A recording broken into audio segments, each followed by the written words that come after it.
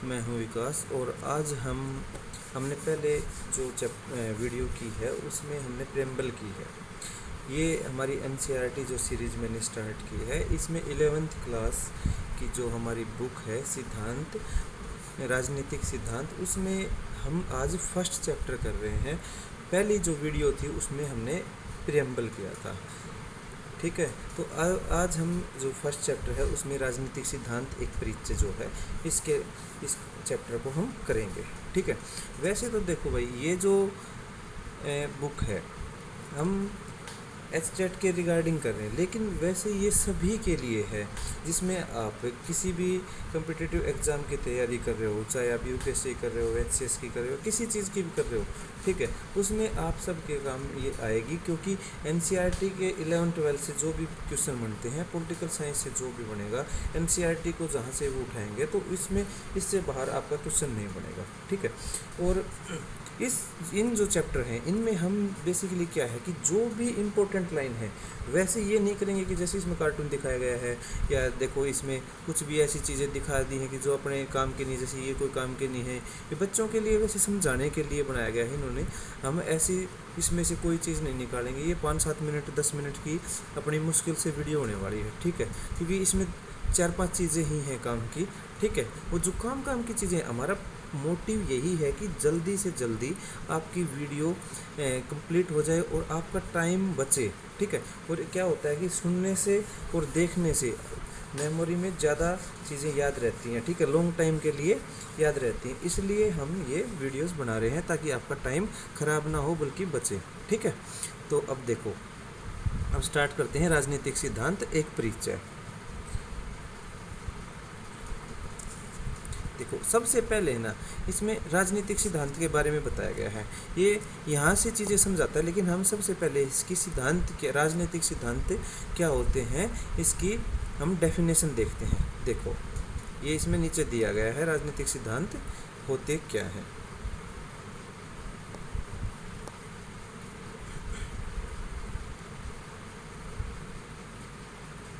कहाँ गया भाई, एक सेकेंड।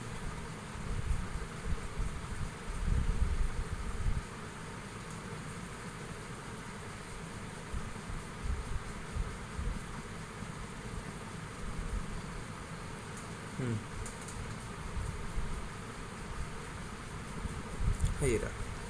देखिए, राजनीतिक सिद्धांत क्या होते हैं। ठीक है, ये कहता है कि राजनीतिक सिद्धांत उन विचारों और, अब देखिए यहाँ पे राजनीतिक सिद्धांत को क्या बता रखा है कि राजनीतिक सिद्धांत उन विचारों और नीतियों को व्यवस्थित रूप को प्रतिबिंबित करता है। मतलब राजनीतिक सिद्धांत क्या है, विचार और नीतियाँ। ठीक है, विचार और नीतियों का व्यवस्थित जो स्वरूप है।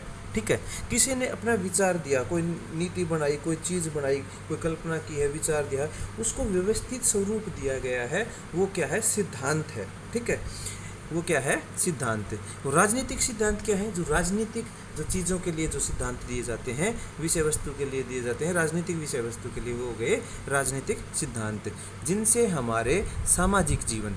ठीक है, राजनीतिक सिद्धांत क्या है कि व्यवस्थित स्वरूप है किसका, विचारों और नीतियों का। ठीक है, विचारों और नीतियों का क्या है, व्यवस्थित स्वरूप, जिससे हमारे सामाजिक जीवन, सरकार, संविधान ने आकार ग्रहण किया है। ठीक है, क्या है कि ये एक व्यवस्थित विचार और नीतियों का व्यवस्थित स्वरूप है, जिसमें सामाजिक जीवन, सरकार और संविधान ने आकार ग्रहण किया है। क्या क्या, देखो, कोई भी सिद्धांत क्या क्या बात बताता है राजनीति में, यह स्वतंत्रता, समानता, न्याय, लोकतंत्र और धर्मनिरपेक्षता जैसी आवश्यकताओं को अर्थ स्पष्ट करता है। यह कानून का राज, अधिकारों का बंटवारा और न्यायिक पुनराविलोकन। ठीक है, न्यायिक पुनराविलोकन जैसी नीतियों की सार्थकता की जांच करता है। ठीक है, न्यायिक पुनराविलोकन जैसी नीतियों की मतलब ये है कि राजनीतिक सिद्धांत क्या है, ये एक व्यवस्थित स्वरूप है विचारों का, नीतियों का, जैसे अरस्तु, जैसे प्लेटो, सुकरात से लगा लो आप, सुकरात, प्लेटो, अरस्तु, मैकियावेली, होब्स, लोक, रूसो, ठीक है, हर एक विचारक जो है उसने अपने समय व परिस्थिति के हिसाब से जो भी बन सकता था, जो भी बेस्ट हो सकता था, उसने वो व्यवस्था देने की कोशिश की है। ठीक है, तो इसमें क्या है, यह इस काम को विभिन्न विचारकों द्वारा इन अवधारणा के बचाव में विकसित युक्तियों की जांच पड़ताल के जरिए करता है। ये कहता है कि हालांकि रूसो, मार्क्स या गांधी जी राजनेता नहीं बन पाए। ठीक है, ये कहता है कि रूसो, मार्क्स और गांधी राजनेता नहीं बन पाए, लेकिन उनके विचारों ने हर जगह पीढ़ी दर पीढ़ी राजनेताओं को प्रभावित किया है, क्योंकि उन्होंने अपने जो भी राजनीतिक सिद्धांत दिए हैं उन सिद्धांतों ने पीढ़ी दर पीढ़ी राजनेताओं को प्रभावित किया है। जैसे कि महात्मा गांधी जी ने अहिंसा का जो सिद्धांत अपना दिया है, सत्याग्रह और अहिंसा। ठीक है, आज भी हम देखें तो हमारे लोकतंत्र के अंदर गांधी जी को ही फॉलो किया जाता है। गांधी जी के प्रिंसिपल्स जो हैं उन प्रिंसिपल्स को ही फॉलो किया जाता है, सत्य और अहिंसा। हम जब भी किसी भी प्रोटेस्ट में शामिल होते हैं या हमें सरकार के खिलाफ कोई प्रोटेस्ट करना है या कैसे भी हमें ये है कि हमें ये चीज़ ठीक नहीं लगी, उसके खिलाफ हमें प्रोटेस्ट करना है, तो हम किस चीज़ का सिद्धांत फॉलो करते हैं, गांधी जी का। ये कहता है कि वो गांधी जी हैं या मार्क्स हैं या रूसो हैं। ठीक है, वो कहता है कि राजनेता नहीं बन पाए, लेकिन उनके जो भी विचार थे उन्होंने पीढ़ी दर पीढ़ी नेताओं को प्रभावित किया है। आज भी हमारे नेता किसको फॉलो करते हैं, गांधी जी को फॉलो करते हैं। ऐसे ही मार्क्स ने जैसे अपने विचार दिए थे, मार्क्स तो वह नेता नहीं बन पाए, लेकिन मार्क्स के विचारों को यूज करके जो रूस में लेनिन है, ठीक है, या अन्य जितने भी स्टालिन है या और भी जो नेता हुए जिन्होंने शासन किया, वो जो नेता थे वो सारे मार्क्स के विचारों को फॉलो करते थे। इस चीज़ के बारे में इसने बताया है। साथ ही ऐसे बहुत से समकालीन विचारक हैं जो अपने समय में लोकतंत्र या स्वतंत्रता के बचाव के लिए उनसे प्रेरणा लेते हैं। जैसे हम आज भी जैसे प्रेरणा लेते हैं किससे, उदारवाद के जनक किसको कहा जाता है, लोक को। ठीक है, उदारवाद के जनक कौन है, लोक। ठीक है, हम लोग को क्या करते हैं, फॉलो करते हैं। ठीक है, रूसों को फॉलो करते हैं। तो इस चीज़ में इन्होंने बताया है कि हम पीढ़ी दर पीढ़ी जिन्होंने भी अपने सिद्धांत दिए हैं उनके विचारों को हम फॉलो करते हैं। विभिन्न तर्कों की जांच पड़ताल के अलावा राजनीतिक सिद्धांतकार हमारे ताज़ा राजनीतिक अनुभवों की छानबीन भी करते हैं। ठीक है, और भावी रुझानों तथा संभावनाओं को चिन्हित करते हैं कि राजनीतिक सिद्धांत जो हमने बनाए हैं उन्हीं के द्वारा हम आगे आने वाली परिस्थितियों के बारे में पता लगा सकते हैं कि आगे कैसा क्या रहेगा। ठीक है, आपने देखा होगा कि अरस्तु ने भी वो साइकिल दिया है कि पहले क्या आएगा।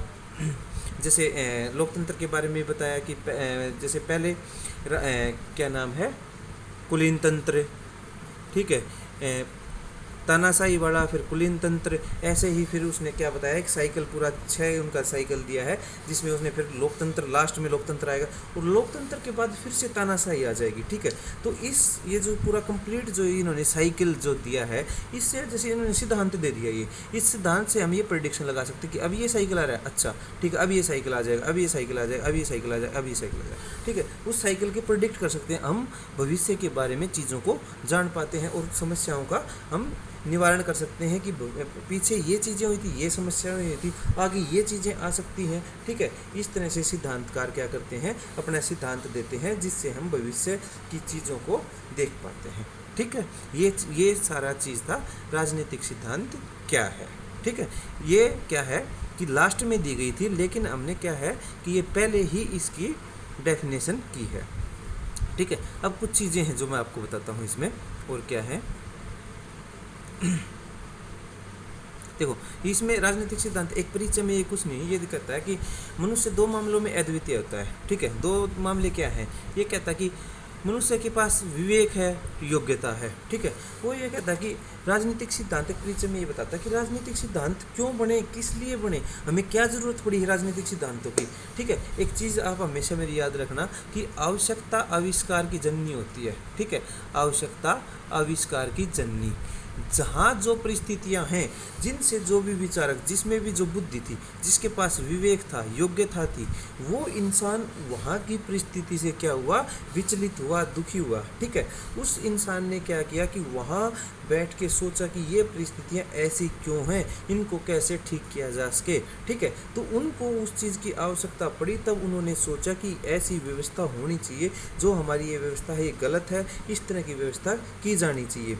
जैसे कि प्लेटो ने क्या किया कि एक आइडियल स्टेट, ठीक है, आइडियल स्टेट की बात की कि एक राज्य, ऐसा राज्य जो बिल्कुल अच्छा हो, एक ऐसा शासक जो बिल्कुल अच्छा हो, जिसमें कोई बुराई ना हो, जो अपने विवेक से काम ले, एक अच्छा इंसान हो, उसको हम राजा बनाए, जो पूरा क्या हो, एक पढ़ा लिखा इंसान हो, ठीक है। ये बात किसने की?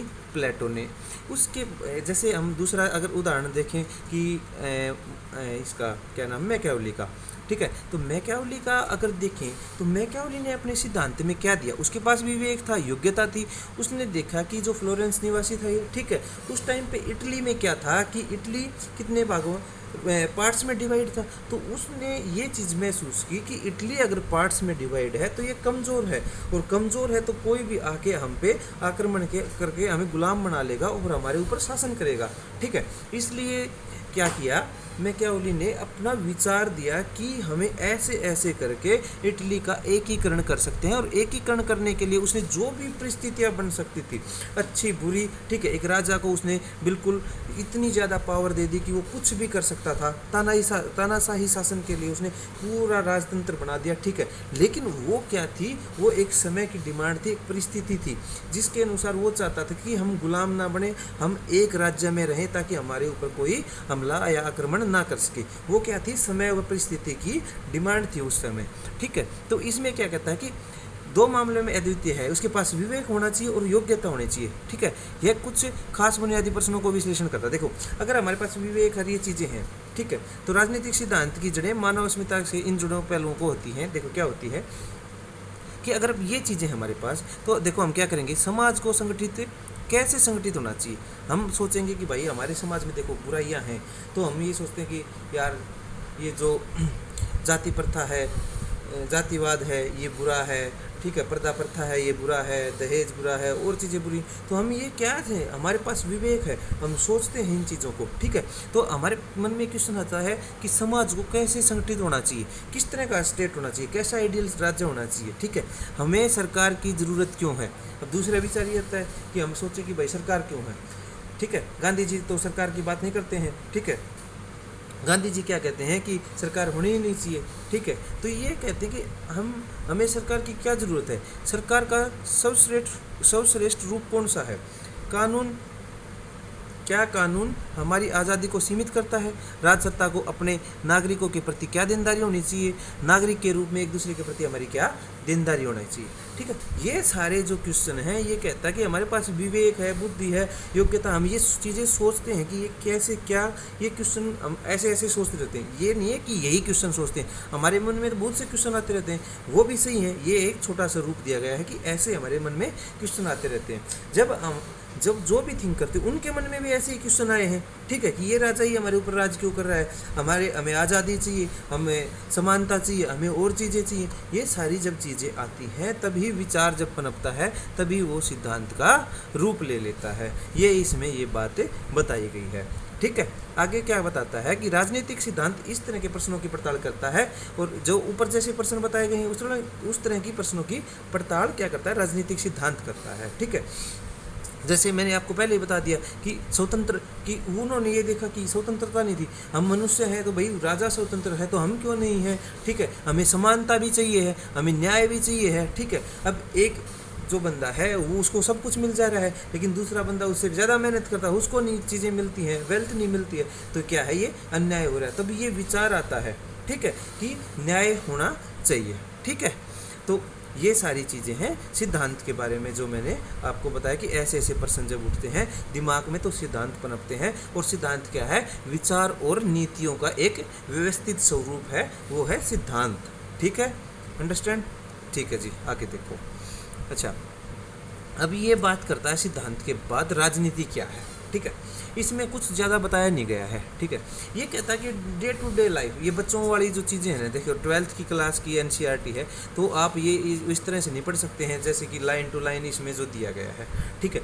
तो इसमें देखो राजनीति क्या है, अब ये कहता है कि जो राजनीति हम देखते हैं ना, जैसे हम तो ये अपने जो राजनीति देखते हमें लगता है कि भाई जो ये दांव पेच खेलते हैं, गंदी जो राजनीति करते हैं, किसी को मरवा दिया, ये कर दिया, अपने फ़ायदे के लिए कुछ भी करते हैं, ठीक है। ये राजनेता जो ये करते हैं, झूठे वायदे कर लिए, ठीक है, कुछ भी करते हैं, दल बदल ये वो, ये कहता है कि ये राजनीति का एक छोटा सा हिस्सा कह सकते हो आप, लेकिन ये वो राजनीति नहीं है जो राजनीति होनी चाहिए, ठीक है। राजनीति का स्वरूप ये कह रहा है कि ये वो प्रॉपर राजनीति नहीं है। तो ये बात क्या कहता है कि राजनीति है क्या? अब ये देखो, वैसे एक बात बता देता हूँ आपको कि ये बता देता है कि ये कहता है यह दुर्भाग्यपूर्ण है कि राजनीति का संबंध किसी भी तरीके से निजी स्वार्थ के धंधे से जुड़ गया है। जो मैं आप लोगों को बता रहा था वही बात बताएगी इसमें। हमें समझने की जरूरत है कि राजनीति किसी भी समाज का महत्वपूर्ण और अविभाज्य अंग है। महात्मा गांधी, अब ये क्वेश्चन आता है, देखो ये इंपॉर्टेंट है, ये लाइन बहुत ही ज़्यादा, आप इसको बेशक से नोट डाउन कर सकते हैं। महात्मा गांधी ने एक बार टिप्पणी की थी, ठीक है, क्या की थी कि राजनीति ने हमें सांप की कुंडली की तरह जकड़ रखा है और इससे जूझने के सिवाय कोई अन्य रास्ता नहीं है, ठीक है। तो क्वेश्चन में ये आ जाता है कि किसने यह विचार दिया कि राजनीति ने हमें सांप की कुंडली की तरह जकड़ लिया है। जैसे सांप अपने अंदर अपने शिकार को कुंडली मार के जकड़ लेता है ना, वैसे ही राजनीति ने हमें इस तरह से जकड़ लिया है, ठीक है। और इससे जूझने के सिवाय हमारे पास कोई अन्य रास्ता नहीं बचता है। ये टिप्पणी किसने की थी? महात्मा गांधी जी के द्वारा ये टिप्पणी की गई थी। ये क्वेश्चन आप बहुत इंपॉर्टेंट है, इस चीज़ को आप याद रखना, ठीक है। फिर आगे देखो इसमें क्या आता है राजनीति के बारे में। अब लास्ट में राजनीति की ये निष्कर्ष देता है, मैं थोड़ा सा 2 लाइन पढ़ा देता हूँ, ठीक है, कि ये कहता है कि निष्कर्ष यह है कि राजनीति का जन्म इस तथ्य से होता है कि हमारे और हमारे समाज के लिए क्या उचित एवं वांछनीय है। देखो राजनीति क्यों पनपती है, देखो, ठीक है, राजनीति, राज की नीति, ठीक है, क्यों पनपती है कि जैसे एक बड़ा कबीला हो गया, एक बड़ा समाज हो गया, वो सब इंसान उन योजनाओं के लिए नहीं काम कर सकते हैं, ठीक है, वो सब सामाजिक चीज़ों में लग जाएंगे तो और काम कौन करेगा? आप एक बात देखिए, ठीक है। तो राजनीति का जन्म जो है इस तथ्य से होता है कि समाज के लिए क्या उचित एवं वांछनीय है, कि कुछ लोग हमारे अंदर से ही उस समाज के काम करने के लिए अपनी जिम्मेवारी लेते हैं, ठीक है, वही क्या होते हैं कि राजनेता बन जाते हैं, ठीक है। तो ये बात बताता है कि क्या वांछनीय, क्या सही नहीं है, ये चीज़ें देखते हैं। इस बारे में हमारी दृष्टि अलग अलग होती है। इसमें समाज में चलने वाली बहुविध वार्ताएं शामिल हैं जिनके माध्यम से सामूहिक निर्णय किए जाते हैं, ठीक है।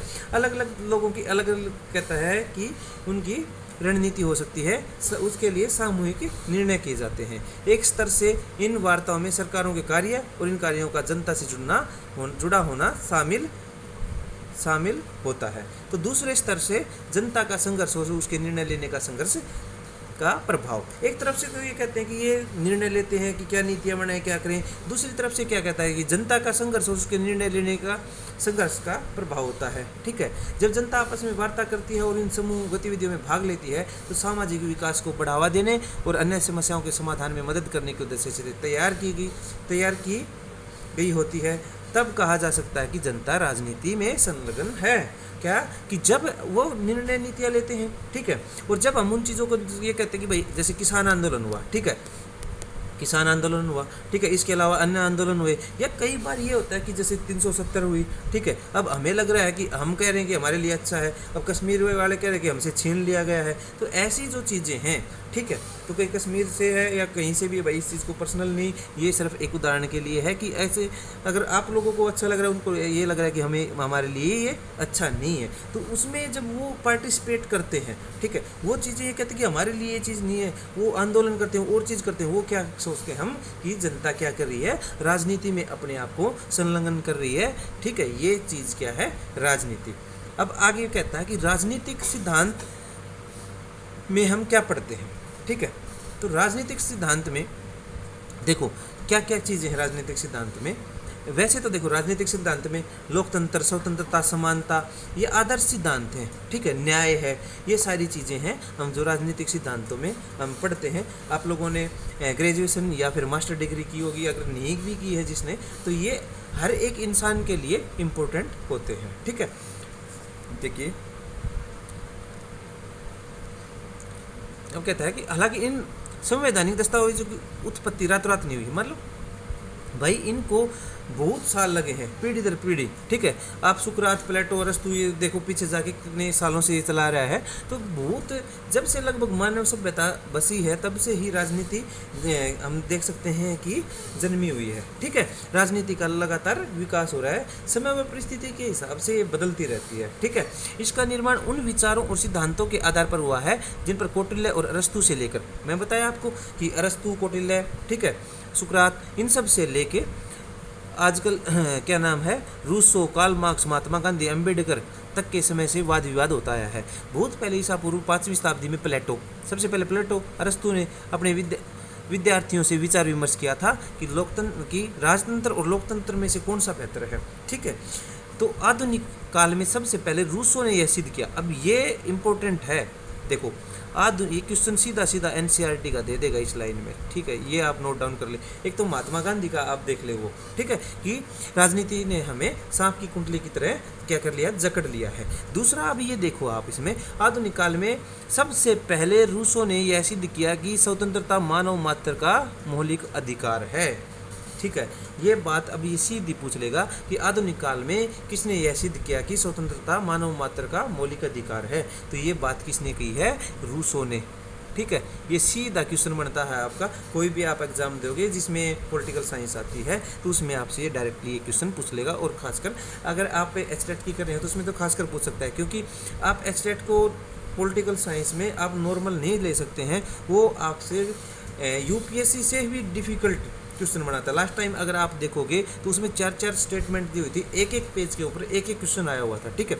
तो इसलिए आपको ये डीप करना पड़ेगा और लाइन टू लाइन आप एक भी लाइन को स्किप नहीं कर सकते हैं, ठीक है।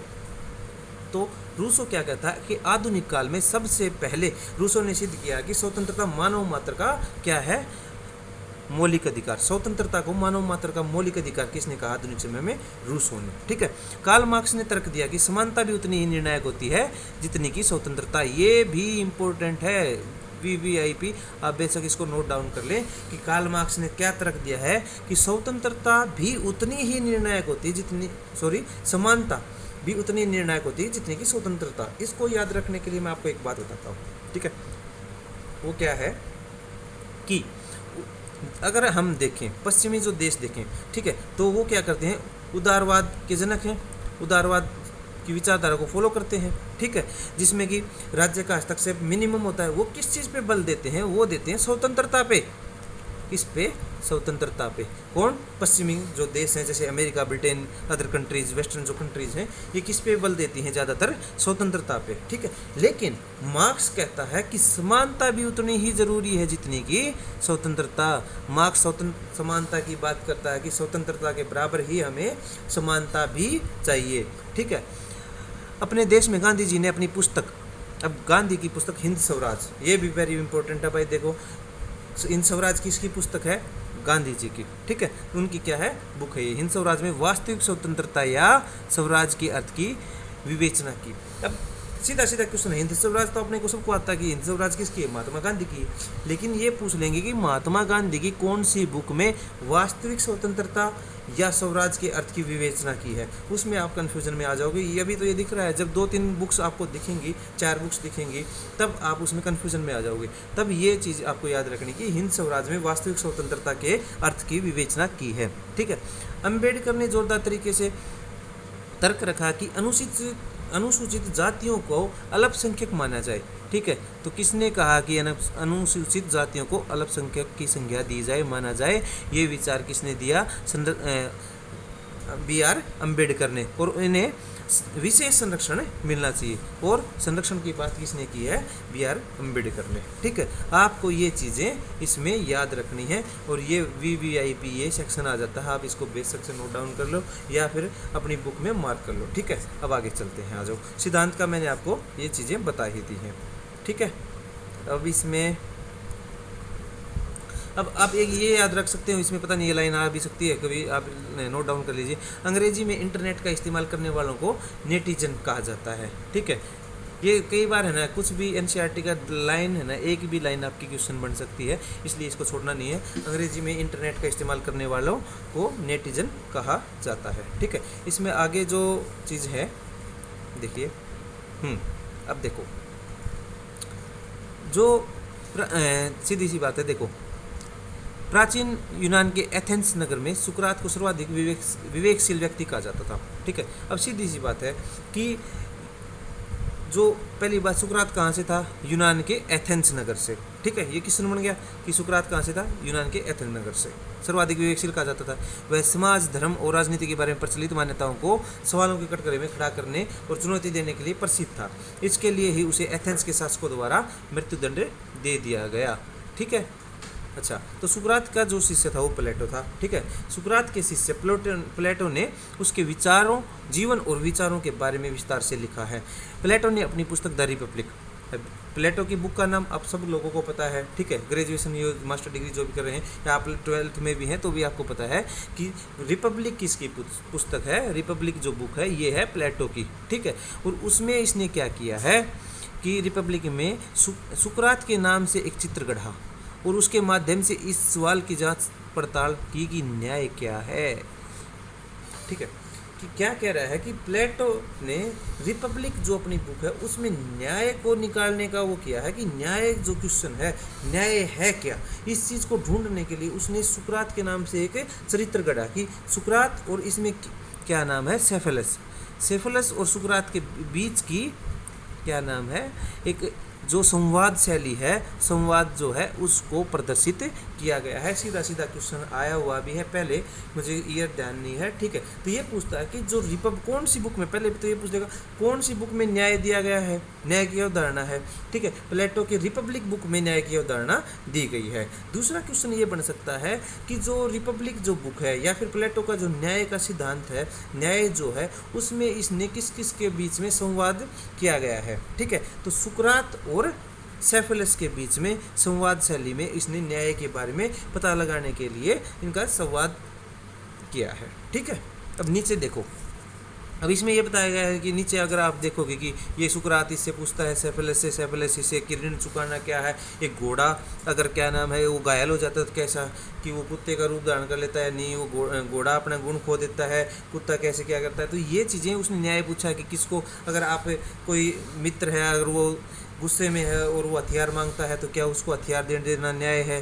ठीक है, तो ये कहता है कि नहीं, न्याय नहीं है। उस समय आप उस परिस्थिति के हिसाब से चीज़ें देखेंगे, वो अलग अलग न्याय के अलग अलग रूपों के बारे में ये बताया गया है, आप इनको पढ़ भी सकते हैं। ठीक है, और इसमें अच्छा, तो फिर ये कहता कि हमें राजनीतिक सिद्धांत क्यों पढ़ना चाहिए। अब देख, छोटी सी चीज़ है, वैसे क्वेश्चन कोई इससे बनेगा नहीं। ठीक है, ये कहता है कि देखो जैसे हमें मैथ पढ़ते हैं, ठीक है, मैथ पढ़ते हैं तो क्या है कि मैथ के बारे में हम नॉर्मली हमें देखो इंजीनियर बनना है या किसी को साइंटिस्ट, डॉक्टर, कुछ भी बनना है। ठीक है, लेकिन मैथ तो हम 10th तक सब पढ़ते हैं, सभी पढ़ते हैं ना, कि डे टू डे लाइफ में हमारे काम आता है। इसी तरह से ये कहता है कि सिद्धांत हम सबको पढ़ना चाहिए। सिद्धांत इसलिए पढ़ना चाहिए क्योंकि डे टू डे लाइफ में हम चीज़ों को एनालाइज कर सकते हैं। आगे जो राजनीति हमारे जीवन में जो चलती है, ऐसा कोई भी नहीं बचता है लोकतंत्र में जो राजनीति को नहीं समझ पाए। ठीक है, और हमें एक अच्छी राजनीति समझने के लिए, अच्छे भविष्य वक्ता बनने के लिए हमें क्या है कि सिद्धांतों का पता होना चाहिए, ताकि हमें पता चल सके कि उस बंदे ने ये सिद्धांत दिया था, पहले ये चीज़ें हैं तो आगे ऐसी चीज़ें होने वाली हैं। इसलिए हम सबको राजनीतिक सिद्धांत पढ़ने चाहिए। ठीक है, ये सारी चीज़ इसमें बताई गई है। इसके अलावा और कोई भी चीज़ इसमें इम्पोर्टेंट नहीं है जो मैंने आपको बताई। इसके अलावा इसमें कोई क्वेश्चन नहीं बनेगा। अगर आपको लगता है कि कोई चीज़ छूट गई है या कुछ रह गया है या कुछ और बताना था तो आप कमेंट बॉक्स में हमें टाइप करके पूछ सकते हैं। आज की वीडियो के लिए इतना ही, धन्यवाद। नेक्स्ट वीडियो हम नेक्स्ट डे डाल देंगे। ओके जी, थैंक यू।